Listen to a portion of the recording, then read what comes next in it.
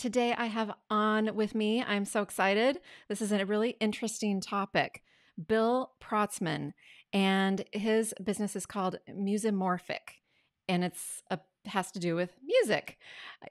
Bill's personal mission is to raise awareness of the power of music for self-care. For 30 years, he's taught people ranging from leaders in the C-suite to people living on the street how to use the power of music for mental, emotional, physical, and spiritual health. I am thrilled to have you, Bill. We found each other through a serendipitous connection on LinkedIn, and immediately when we met, in I was gonna say in person. I don't know, in person digitally. that we hit it off, and I was like, oh my gosh, I want to share you with my audience and talk more with you about what you do because I I think it's so important, and I love what's underneath it for you. So thank you for being here. Oh, my pleasure. I'm glad that we were able to connect and that there's an audience who wants to know about this. Yes. So tell us what well, first, let's start off with what you do now to put this in context for people. I mean, I shared, a couple sentences, but why don't you tell them what that actually means in the day to day and what people's experience is of working with you and what you're teaching them? And then I want to back up and find out how you got into this. Perfect. I can do that. So, one of the wonderful things about music is that when you're using it properly, it's instantly bespoke, which means, and I had to learn this the hard way, but I can sit down with anyone and in a very short period of time be in not only inside their head, but inside their heart, inside their soul, thanks to music. And those tools for any coach are really, really important. Music reveals those things, and it also offers us transportation to move from wherever we are at the moment that the interaction begins to wherever the person that I'm coaching wants to go. And that's a huge relief because, unlike a lot of coaches out there, I show up without a plan, right? Mm-hmm. But I show up with the experience to know that this engagement that I have with you will have results. And they'll be the results that you want because those are the things that you're bringing to the session with me. And I find that very empowering, of course, but it's also very humbling because if I get it wrong, um, and I start to push on you what I think, it's not going to work. But if I stay with listening to you and being very conscious of what it is that you are sharing with me in the session, um, success every time.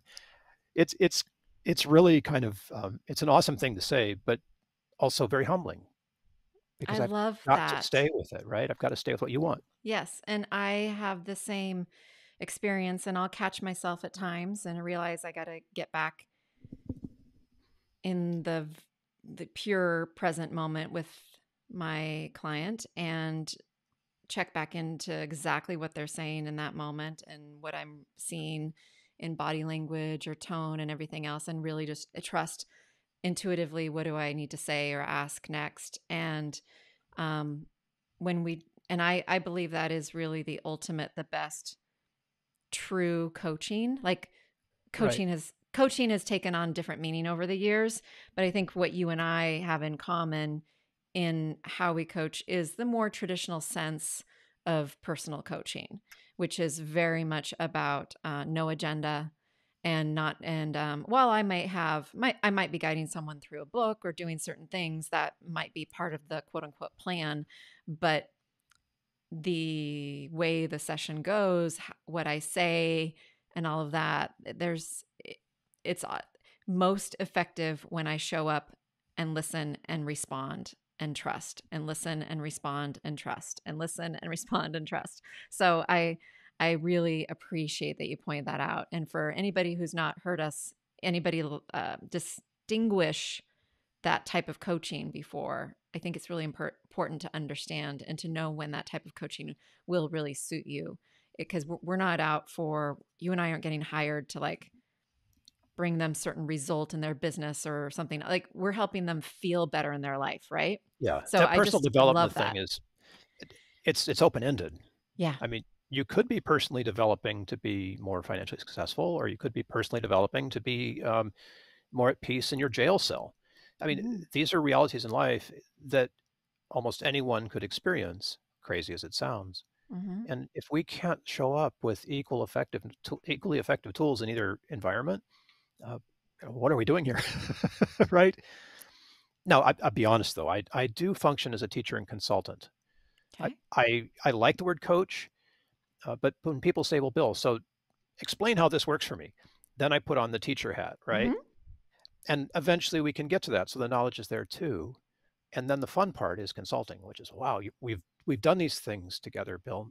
Now, how do I take my personal development and roll it out into, a business situation or a new opportunity or a relationship? How would I do that? And that's when it gets fun, because consulting on what we both now understand means that I can be there, as sort of a mentor. The consultant thing has been my hat for a long time, but it's really because it's all about what's inside of you and learning how to pull that into action. It's really coming from you. So I'm more of a mirror than a consultant, Okay. if that makes How does sense. I think we need to spell out for people though, how does music come into play? Oh So my gosh. it specifically, like walk somebody through a session with you. Like what does that look like? Oh, sure. Feel like? So the first thing that happens in sessions is to identify what music is speaking to us right now in this moment.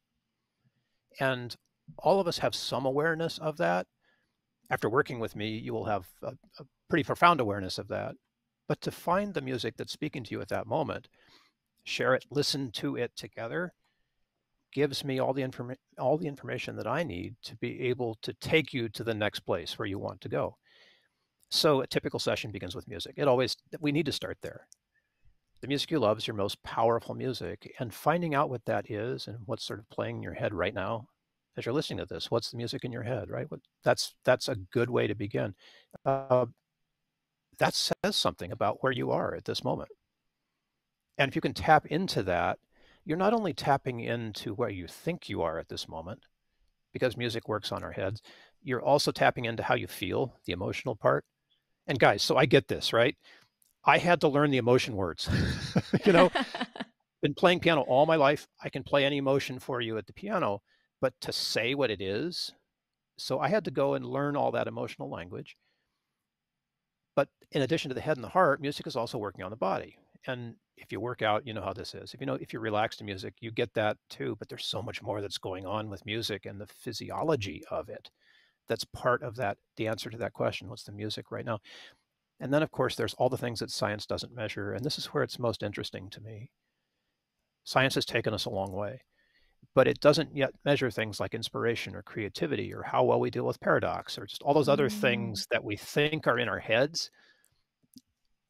Neuroscience, love you guys. You're doing a great job out there, but we're not going to be able to measure inspiration by looking into the brain. It's too late. Once you look into the brain for inspiration, it's already happened, right? So music is opening up all of those avenues as well too. And the song that's playing for you right now is your gateway into all of that, head, heart, body, and soul. So that's why we start with music. Mm. A couple things come to mind. One is I've had on Dr. Eben Alexander a couple times, neuroscientist who wrote Proof of Heaven, and he's Fascinating, by the way, yes, he's right? just an amazing story. You can go back in my archives and find that, and a great book. And yeah, he's in basically he'll tell you that there's proof from his experience plus many many many many many many Many, many many. others that consciousness does not lie in our brains, that and science does not, materialistic science doesn't have a explanation for where it is there. So basically what a lot of people have, proven in some ways is the fact that it's not there. It's So not there.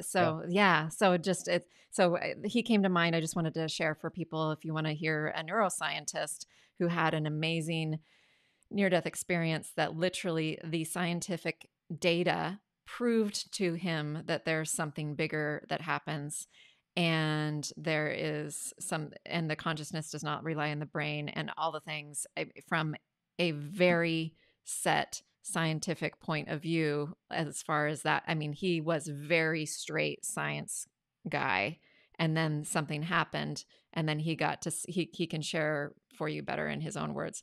It's a remarkable story, and it's really fun to hear from that perspective.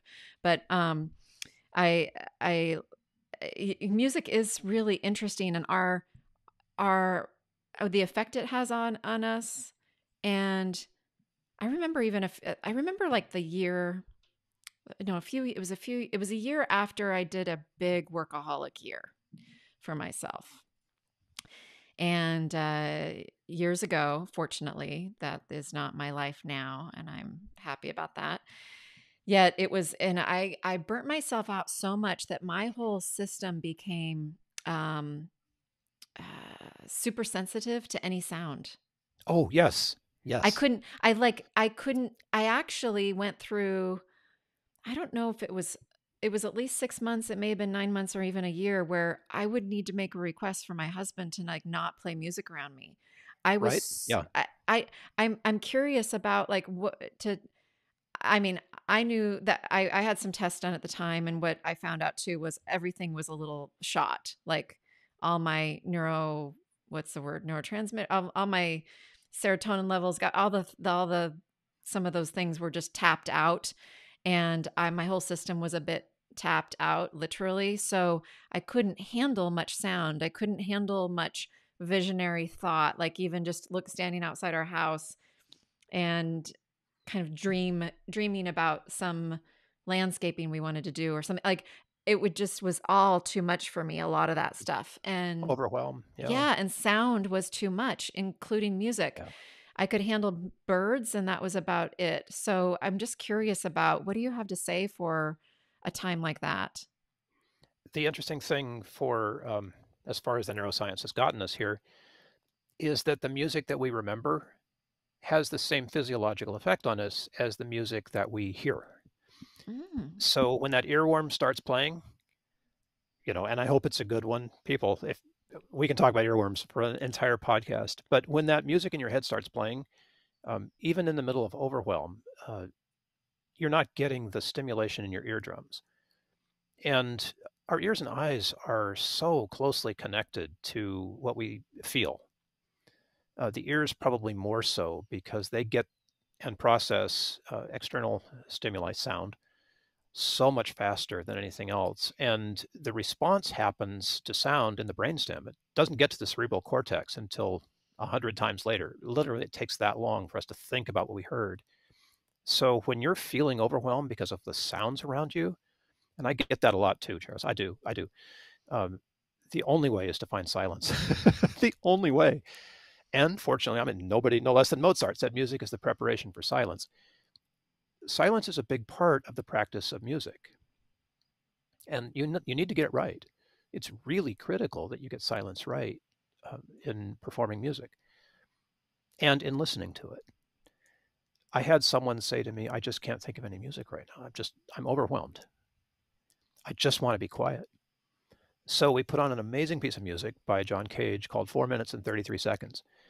Uh, John Cage is a modern classical composer, right? 4 minutes and 33 seconds is a piece of music. You put it on your music desk, and the instructions are, regardless of the instrument that you have, to prepare to perform, and then for 4 minutes and 33 seconds to sit at your instrument in complete silence. Oh.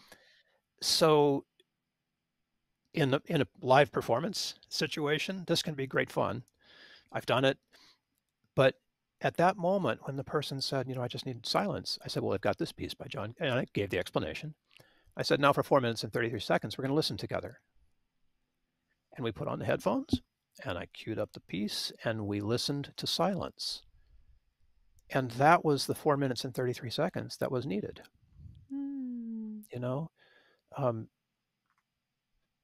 and that's how that session started. So great respect for silence. It's so important. And we all know about sound. What do they call it? Forest bathing now, Oh yeah, or yeah, and sound baths. and sound baths, which are of course intense sound pressure. Most sound Hmm. baths have way more sound pressure than is necessary, my opinion. But the moments of silence that we have in our world right now, even with noise canceling headphones, I bet nobody's listening to quiet under those headphones, right? But we need it. We need to be able to give our brains a rest, and when you're overstimulated, to give your lymphatic system, all of the rest of it, a rest too, because that stuff is going to happen preconsciously. You're not going to get a chance to intervene on sound the way you can intervene on sight. You can, shut your laptop or put down your phone and you'll Hmm. be free of sight. Put on an eye mask. Is that answering your question? I Yeah, don't want to get yeah, too far into yeah. the weeds here, but No, just the memory popped up, and so I wanted to bring it up because it just popped up. So I yeah, I think felt it's an important worth thing. mentioning because it's almost like the opposite, or it's interesting that I went through such a long period where it was overwhelming to me, and well, and as I know, because I'm a fearless transitions coach, my certification is in fearless living. One of the fear symptoms is overwhelm. So the fact that you use that word, and I think literally my system, my whole, it's one thing to feel overwhelmed, like, and to express, oh, I feel overwhelmed, but to have your body system literally be in overwhelm such that Yeah, it has been uh, overstimulated for so long that it needs more of that silence, more of just nature sounds, max, period, low volume, anything else, to recover and replenish, just like we need sleep. I think I needed just almost a year of not a lot of music beyond absolute nature sounds that are just truly existing in nature and nothing beyond. right. So it was interesting. It was an interesting experience for me. But um let's go to how you got into this, how you got into this first. So you made it before we start recording. When I told you I do want to hear the backstory, you said, well, I came into it kicking and screaming. So do tell I how you did. came into this kicking and screaming, because that sounds Oh, like it's going to be a fun story. you guys, self-revelation here. If there's a door in a wall, I will bang my head against the wall before I use the door. It seems to be my ethos. That's probably not a great thing to admit, but I need you to know that I have learned to do it the hard way. And as life progresses, things are getting easier and easier. When I was very young, my mom, who had a degree in pre-primary education and was musical, decided that I was going to be her piano student, her first one. I was 3 years old. Um, Long story short, she then made a career out of teaching very young kids to play the piano. Mm. And this was way before we had diagnoses for ADHD and ADD and all of that, way before the medicines for them. And mom became kind of an expert on what we used to call difficult kids and getting them to focus. And I was probably just as difficult. She did that for me. And so I grew up, not enjoying practicing the piano until around fifth grade when a movie called The Sting came out, and all of a sudden ragtime became popular. I mean, ragtime was on top 40 radio in San Francisco Bay Area. What's up with that? It was Elton John one moment, ragtime the next. And I learned to play rag or two. And that changed everything because people wanted to hear this music. It was popular. And by being the piano player who could make it, um, I found myself with a new sort of tribe around me. And granted, musical fans are a fungible tribe at best, and ragtime is sort of come and gone. But I realized that the power of being able to offer people something musically um, was fascinating to me. And that changed my kicking and screaming practice sessions into something that was more enjoyable. Yes, I was still practicing Brahms and Beethoven and Chopin and playing concertos and all that kind of stuff too. But I was a ragtime uh, melodrama of all things. I was the music for this melodrama. I was a piano player in a Dixieland band. I mean, nobody does this stuff anymore. But it lit me up. And I started to learn that our response to music is really valuable. It's really important. Fast forward a whole bunch of years, and someone encouraged me to do what I do, which is at that time a one man show for people who are at risk, for people who are in memory care. And I got to be sort of on the forefront of what it's like to offer music to someone who has no physical, emotional effect, and then watch the change happen. They didn't make a movie about me, but they made a movie about that called Alive Inside, and you can see it on YouTube, where music is brought to people who are in advanced stages of dementia and Alzheimer's. And when the headphones go on and the music starts, they change, they come alive. Mm. And in some cases, sing, in many cases, interact with their caregivers. You've done some shows on caregiving. Mm-hmm. We need music in care for all kinds of cases, regardless of what they are. And then, of course, it grew from that. I was working with post-traumatic stress veterans, worked with homeless people. The hope that's available in music and the meaning that you can find in life is just right there waiting for you, reconnecting all the dots. Whether you're homeless or a corporate executive, reconnecting the dots to the fundamental things that make us human, and then being able to use those skills in new ways that in many cases we're taught not to use. I mean, here we are after COVID, right? We need to connect again as human beings. We can't do it socially immediately. We have to do it in person. Those skills are all a part of what's available in music. And we've kind of lost that. So it went from veterans to homelessness to executives to, this whole thing that I'm doing now with Musimorphic, and teaching people remotely and doing sessions remotely has just been phenomenal for business. Couldn't do that before. Well, I guess you could, but I remember back in the day, we all thought that video conferencing was such a big deal. Now we use it all the time. So it's coming. And I still kick and scream. I'm really concerned now about the effect that artificial intelligence has on the creative world. Mm. And more so than that, about the effect that it has on all of us who need human connection and are being offered apps, even though they're really smart. And as great as ChatGPT is and large language systems are, it's not the same thing as a real human connection. Mm-hmm. Yeah. And we will not thrive without human connections. We just won't. I don't know if you need AI to tell you that. If you're listening to this and disagree, that's fine. But we're going to have to figure out how to stay connected as human beings in order to resist what AI is going to dangle in front of us. Otherwise, we're just batteries, to use an analogy from the Matrix. Mm. And we're better than that. We're not just batteries. I know we're being crowdsourced already, but we're better than that. And we have a lot more to give that AI can't. I think So I'm we're banging my head against that wall now.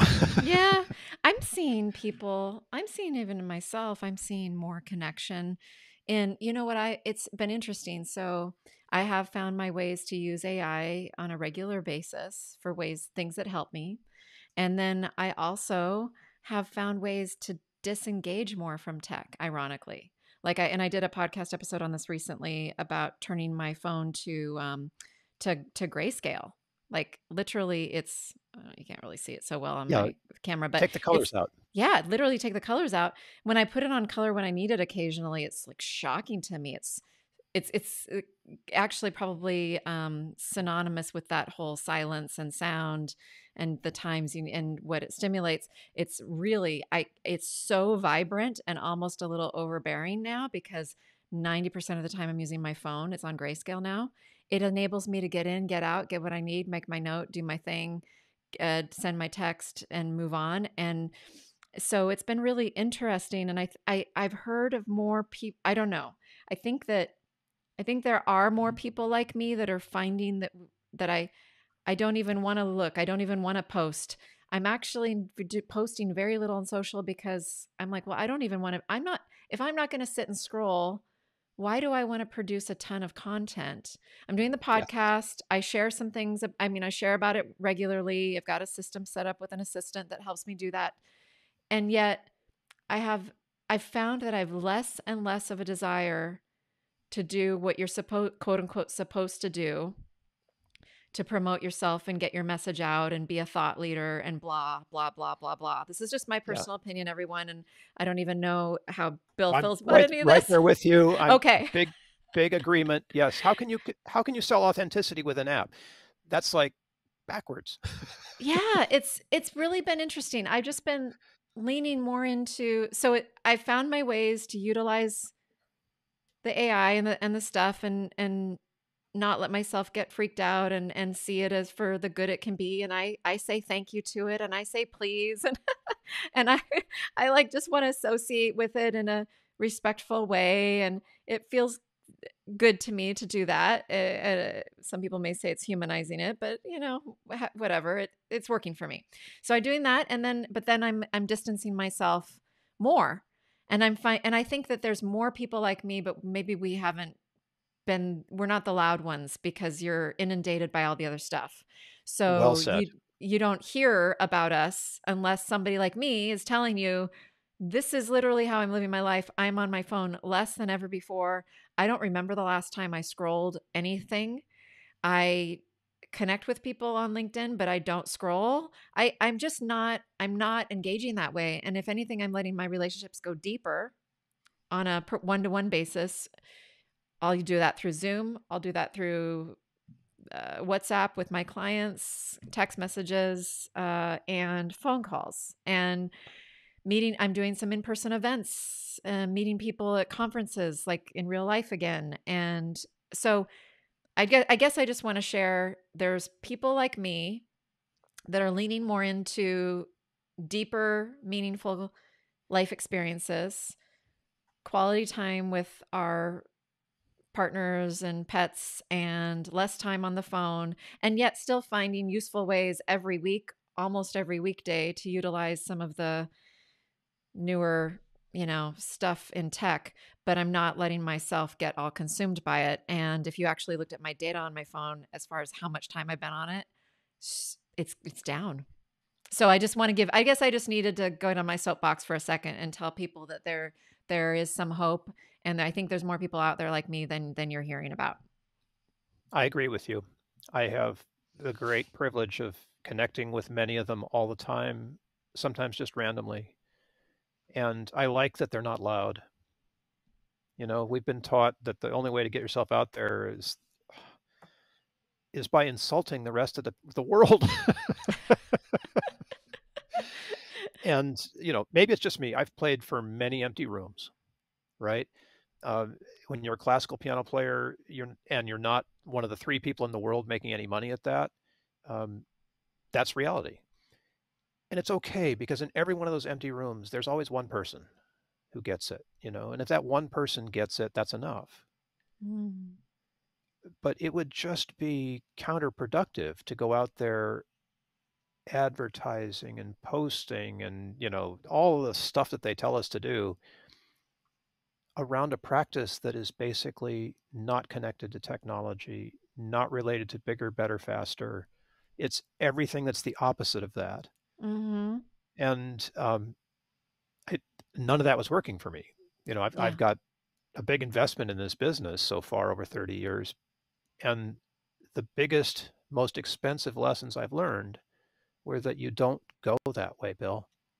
That's not where you're going to find your people. Yeah. And so I've stopped. I don't go to networking things anymore. I'm tired of frog kissing.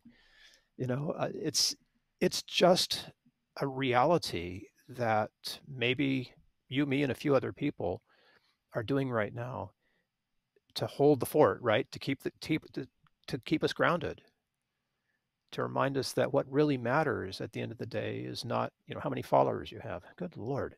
Does anybody chase followers anymore? I think there are people that are. I'm not. I'm not even. So yeah, all the KPIs we're supposed to be monitoring to have an online business, and I'm not doing it. I'm not Not doing doing it. it. I'm not doing it. I am. Um. I'm. I'm doing what I feel is moving the needle to get me more of the clients I enjoy, that light me up, and that I'm making a Yes. difference with, and to get a Yes. recent testimonial that just last week told me on the phone, and he turned it into a written testimonial, and it's on my site and stuff, that it's the best coaching he's ever had. And he's not saying that lightly, and to go on and to say how much of the coaching culture out there, especially for guys like him, is, go do more, achieve more. And he's like, oh my gosh, that's no, I care about Yeah. how I feel. So um bigger, better, faster, stronger. Yeah, I think that is the I think there's been, for some, a rude awakening, for others, a gentle awakening over time, and for some, they're about to be stepping into it, I think, or it's just kind of changing around them, that is just not as not I don't think it's what we're meant to do. Now, I know that you're very much into a spiritual way of viewing and feeling and seeing the world and everything else, and I really do believe we're here to have an experience, and it's not to see how friggin' productive we can be. Yeah, I've done that. Yeah, me too. And I I mean, think you can we're do it. supposed to, One can yeah. do it. Yeah, yeah, yeah. But you're gonna, be on your deathbed and be like, Yeah. What have I wow. missed? Yeah. Yeah. Yeah. And So, there's a natural progress in life. mhm, I have begun to realize that the shadow journey is something that you don't just take once, mhm, and that as you become more fluent with this process, um, you deepen. And I don't want to say you age, but you deepen, and that's a necessary thing. You can choose to do it or not, and I've chosen to do it. It's very much aligned with music. The shadow journey and music are almost synchronous in that sense. I almost said they rhyme, but that's the wrong word. They're synchronous, and it takes a certain kind of experience. You have had to experience things before you're ready to do that work, right? mhm, And I suppose after this work, there'll be other work that I'm then ready for, mhm. having done what I'm doing now, right? That'll prepare me for the other things, and I'm very interested. I'm a consumer of experience, but not just jumping out of airplanes or doing ayahuasca 4 times a month. That's not the kind of experience I'm after. I want things that actually deepen me in profound ways, right? Jumping out of an airplane once would deepen me. Jumping out of an airplane 10 times a month might become old hat. It's Mhm. like, what am I still doing this for? Nothing's really changed now. It's hard to talk about these things because they are so much a part of our spiritual, emotional growth, Mhm. perhaps. Um, they're not a mental thing. You can't think your way through a shadow journey. You have to really be there with it, right? The head isn't enough. Yes. Uh, so as we do these things, we stretch ourselves in ways that go beyond what neuroscience could measure, uh, into ways that are about being human. I like to call it being human. I'm not sure that's even the best way of saying it, but becoming more present. We start using all the buzzwords, and it sounds like Yeah. nothing anymore, right? But just Well, but we've got to use words. yeah, I we're mean, stuck with not them. always. Well, then you're skilled at using music instead of words, or using music to articulate what we can't in words. So that's got to be really And that's amazing for that's you to have why we that start skill. there, right? Yeah, You yeah. know, So if someone, so speaking of that, if someone says, well, the song coming to mind is, you know, blank. Do you like pull that up on YouTube and play, like, how do you actually play the song in that right moment now, to it's so great with Zoom or something because we can just share the music right there. We can yeah. stop and spend 4 minutes and listen to it together and experience each other's um, combined. It's sort of a community experience of listening. This Uh-huh. used to happen a lot. It doesn't happen at concerts too much anymore. Most concerts, unless they're stodgy classical ones, uh, people are singing along and jiving, whatever. It's like the total being a part of the concert is different than this listening thing, Okay. where it's you and me and a sound source that gives us what we want. So I want to say in some ways it's less active, but it's not, because listening Mm, together is very active in ways that you can't describe unless you're doing it, right? Words are going to fail. Neuroscience will tell us about mirror neurons and things like that. Most people listen with their eyes closed, however. That's interesting. But you still have that communal experience of hearing the same thing and responding to it in your own unique way. That becomes the jumping off point for what happens next. Did that get to what mm. you were asking? Yeah, what made me think of too is years ago, gall, 15 to 20 years ago, when we'd first moved to this area, we had the opportunity to go listen to Harry Connick Jr. live. Oh my And gosh. yeah, and I wasn't like a big fan. I wasn't a, I didn't, it's not that I didn't like him. I just wasn't, it was still to this day one of the best live performance experiences for a musician that I've ever had. That and Kenny G in New York City at Radio City Music Hall, um, with a smaller crowd, like in the 20th row or something. We were really close. It was just really, really fun. And oh, and then a third experience I'm thinking of, Yanni at the Gorge in Washington State. Those are three coming to mind of live performers that were just some phenomenal experiences. But all three of those were my time to just sit and listen. And, it's probably too why I still love and go to regularly Broadway shows. I still love and go to them. And that is very much, not all of them. Some of the jukebox ones, the audience participates more, but most of them, it is a listening together experience where it's like oozing into you and you're having this experience together and you're absorbing it and having a reaction, but it's not a outward participation reaction. You can just kind of feel the vibe and the energy. And Yeah. I love that about those. So those are just some memories coming to mind that um, are fun to bring up. And I'm sure you listening, you have your own memories, of maybe a moment like this too that you can relate to, versus some of the later concerts and things that we see these days, that are, like you said, very participatory, very, very overwhelming, probably. No problem with that. I mean, No. go Taylor, right? What Yeah. Taylor has done for music recently is phenomenal, and Yes. she paid her dues like for Yeah. 15 years to get to that place. It was hard, Yeah. and she took a whole load of it, for the kinds of music she had. But it speaks, and people feel that. So whatever level of engagement is the one for you is perfect, right? There's no judgment here. I can talk to metalheads who have an incredible experience of the music that they love. Obscure metal bands who are amazing. They're incredible. People in the hip hop world will tell you how hip hop has changed their lives, right? Listeners, how it's changed their lives. Um, this is amazing. We can leverage this, right? We can use this because what do we need? Positive change? Anybody up for positive change right now? Got any takers? Really, give Charis a call. She'll help straighten you out. Yeah, yeah, yeah. There's a lot of seeking. I saw actually recently in a news headline. Um, my husband even pointed it out to me too that yeah, more people seeking therapy than ever before Yep. these days. And here's how I read into that. I took that, interpreted it. Well, I was like, yay, yay, woohoo, clap, clap, clap.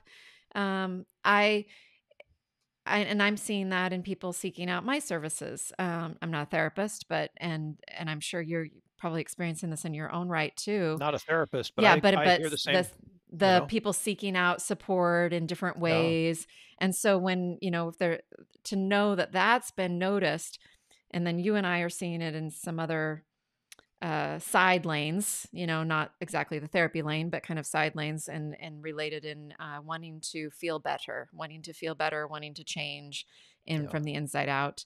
And that is it. Yeah. It makes me happy because it just, people are ready and willing, because you got to be ready and you got to be willing to make any sort of internal personal change.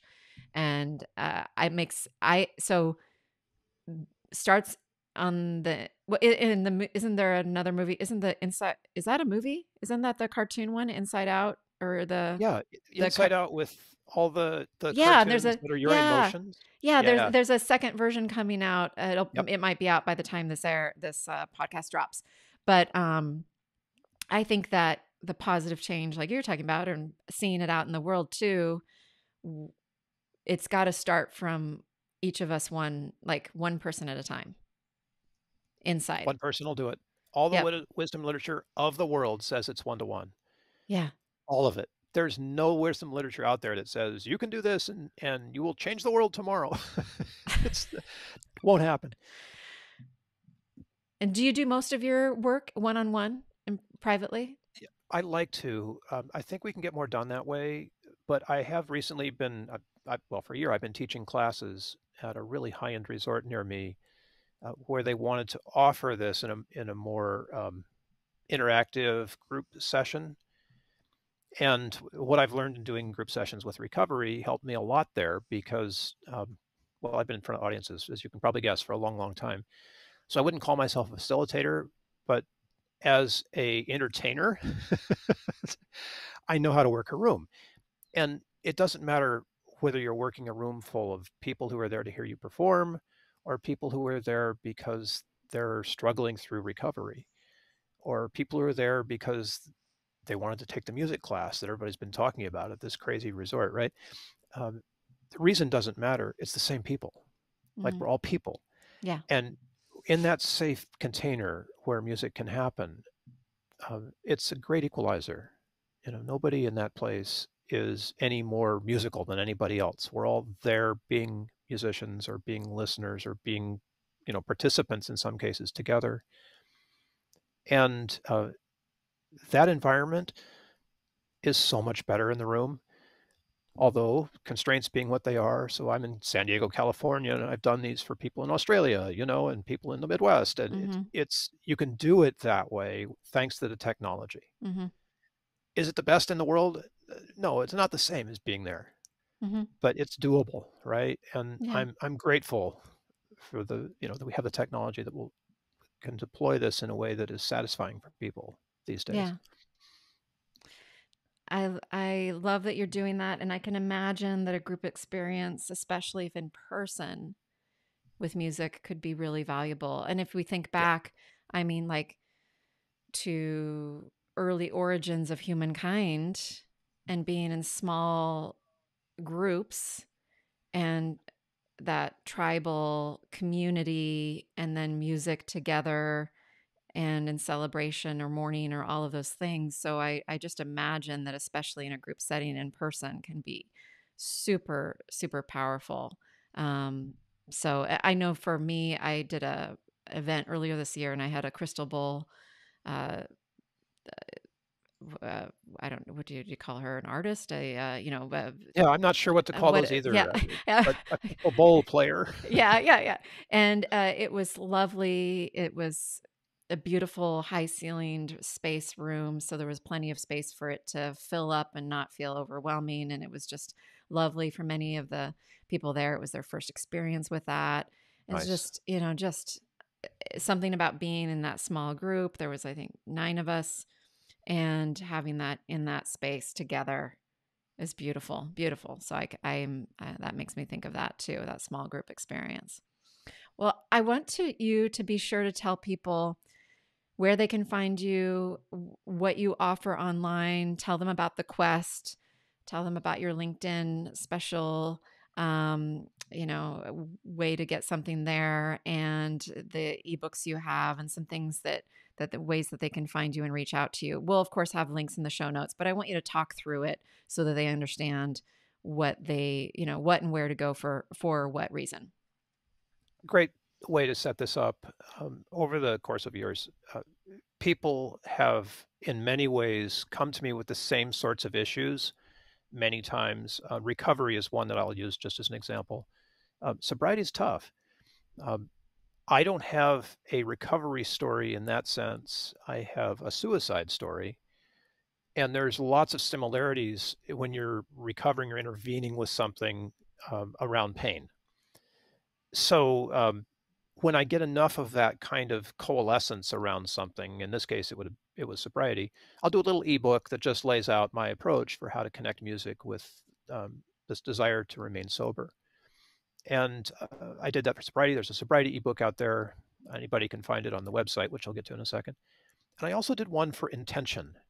There's the non-religious, non-church spiritual awareness of how intention works in the world Hmm. is very powerful right now, and people are being very careful about their intentions. If you're religious, you might call that prayer. Doesn't matter.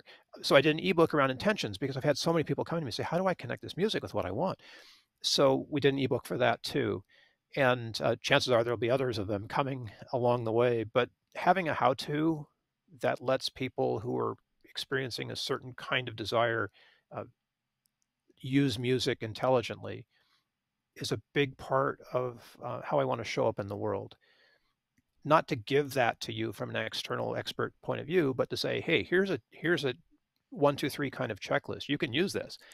Try it for yourself. You're not going to hurt anything.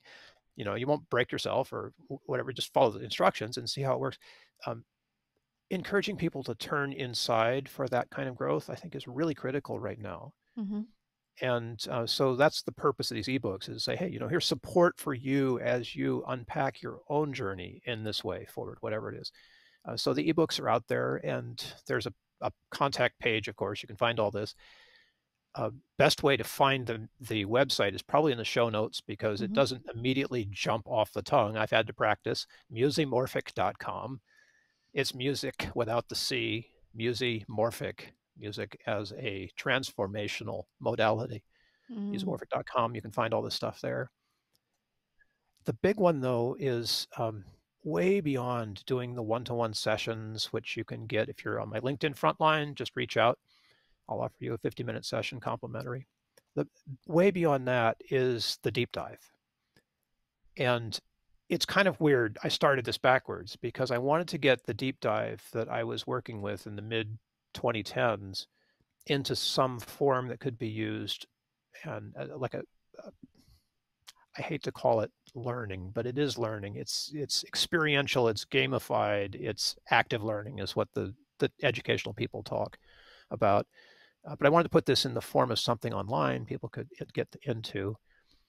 And it came out as a quest, because it really is a quest. It's starting from where you are and being brave enough to wander off in a new direction where you don't know what the outcome is going to be, but that you are able to use tools and assemble your supplies and your kit, and make sure you've got the weapons that you need. All of that.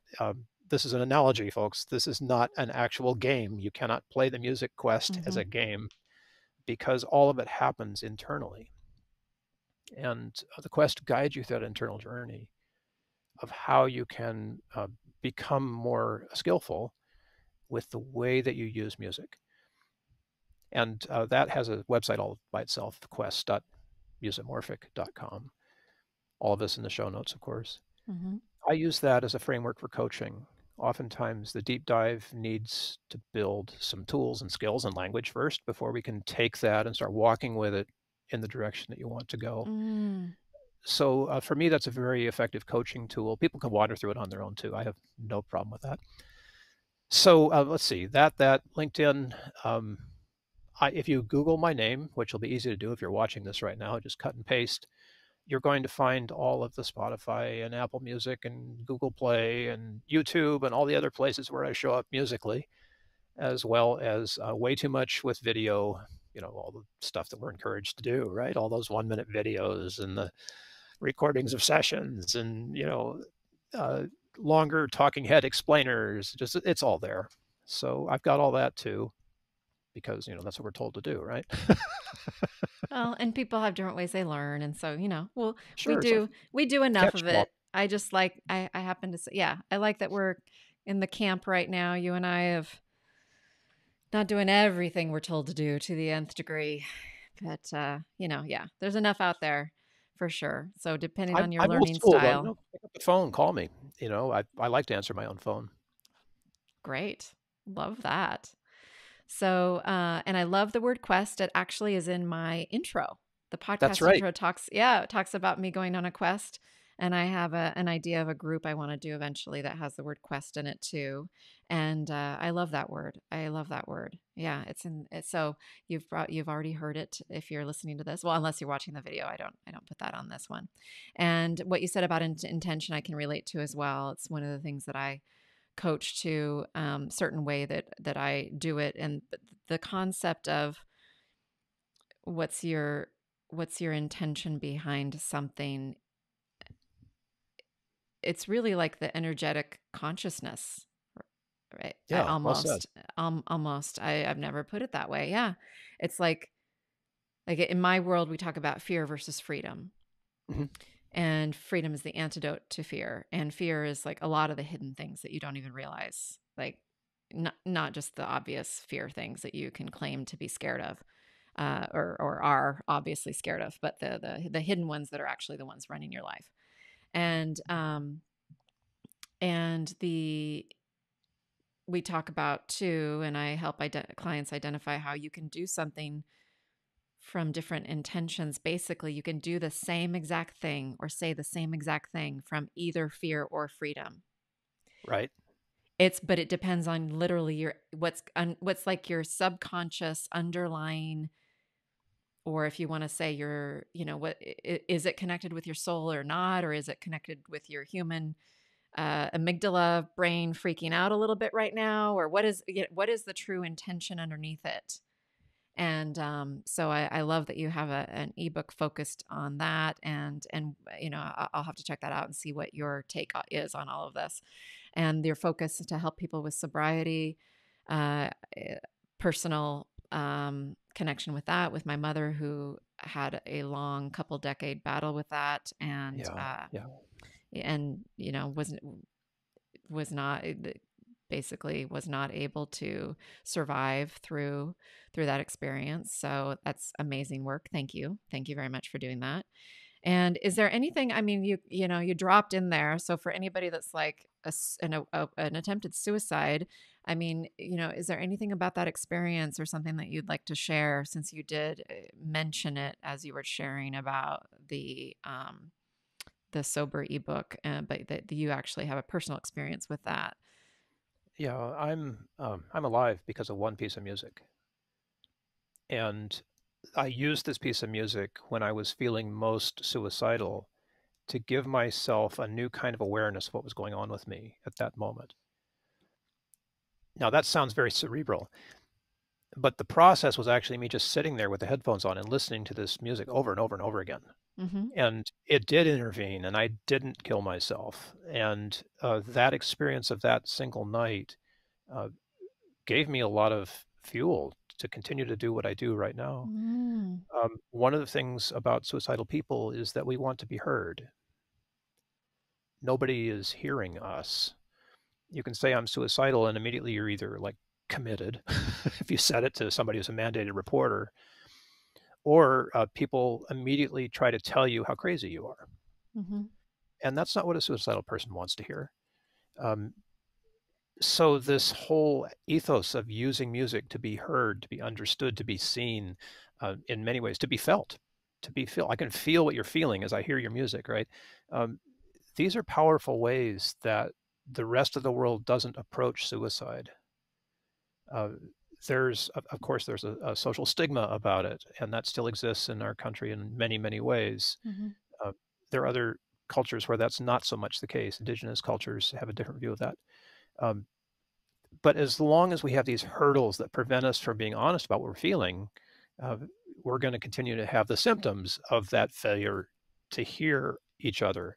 Music works on such a fundamental level below all these things. You mentioned intention. Music's below Mm-hmm. that, right? Um, the stuff that is the things that have caused suicide to rise as a symptom, whether it's military or teenage or everything else, it's a symptom of the fundamentals. It's like somebody once was joking with me. I work with a lot of veterans, right? And we have all these issues that are related to military service. And it was like, well, how are we going to fix these things? Well, if you got below the hood, the first thing you'd fix would be to end war. Then we wouldn't have military issues. Mm-hmm. We'd have other issues, right? But at the end of it, how do you fix homelessness? Well, it starts with having homes, right? It's not about trying to find homes for people that don't have them. It starts with having enough homes in the first place. So those kinds of more fundamental responses are the ones that light me up the most. And because the modality that I have works below the level of all of that, um, and I'm not saying that trauma isn't real and important. Good heavens, I've been traumatized my entire life. Mm-hmm. Getting below that and being able to work with the stuff, not the things that trigger you, but below the triggers, right? Mm-hmm. You brought up fear. Fear is an incredibly powerful emotion in tons of music. And once you understand that it exists there and what it's doing, it changes the way that you physiologically process fear. You're still scared by things. It's not that.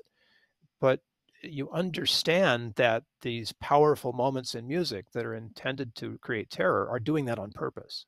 Mm-hmm. And it's like, oh, well, now I can see the man behind the curtain. Yeah.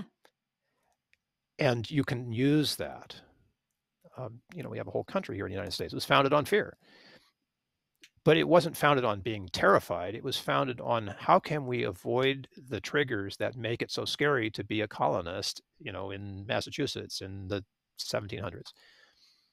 So I don't want to suggest in any way that fear is not a problem. It's a huge problem. But being able to reframe that in a way that physiologically can be understood.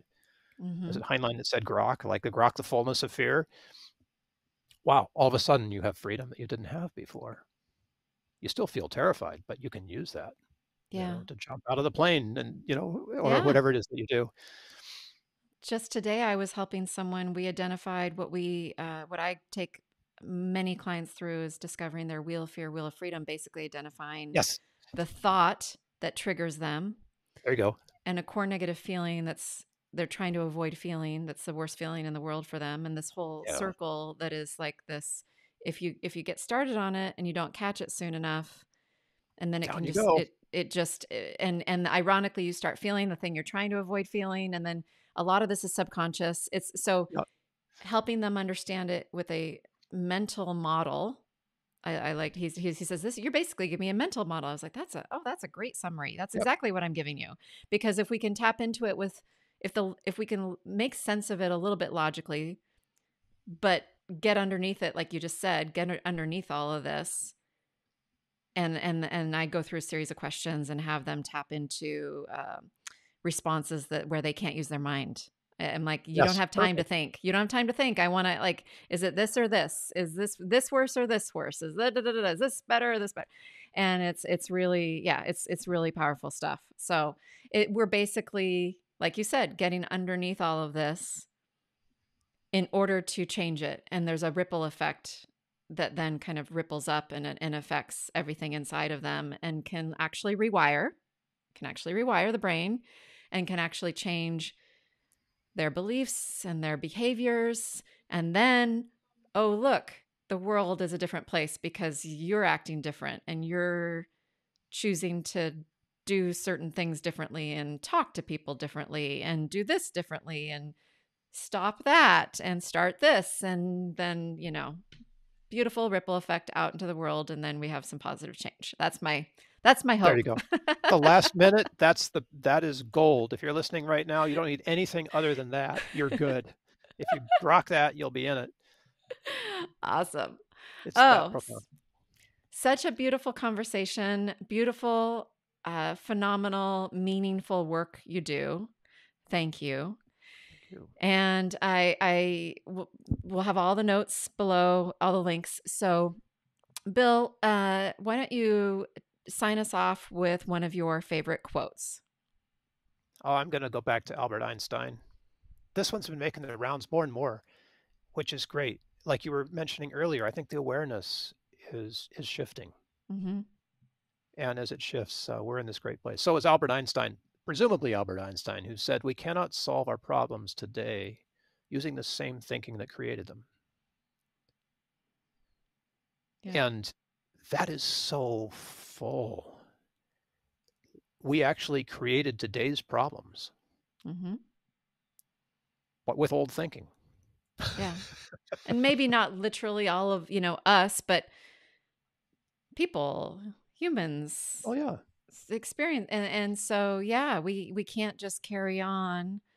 You think about generations back, so much has changed. Heck, it's been in our lifetimes, technology, Yes. really. I mean, or what we refer to as technology. Yep. Uh, it's remarkable. Yeah, creative is using part of the brain that music is tapping into, right? The Right. getting more of the right side involved, the expansiveness, the bliss, the peace of mind, the all of that is connected with creativity, is connected with uh, outside the box thinking, All the problem unmeasurables, solving. Yep, they're all in there, unmeasurables. right? Yeah, The brain yeah. gets involved at some point, But that inspiration that you had when you woke up this morning from a dream, where did that come from? Your Yeah. pattern matcher can't do that. It just looks at patterns and decides whether they fit or not. It's coming from somewhere else. Mm-hmm. Hmm. Well, thank you, Bill. Keep Thank you. doing the meaningful work, and everyone, pay more attention to what, to listening to music. I mean, have fun, dance, sing, whatever you want to do too, but also take a few minutes and just listen and remember what that feels like. Yeah. And And and listen with someone else yeah, together, right? It doesn't have to be solitary. yeah. Okay, love it. Thank you again. See you all next time. Thank you, Charis.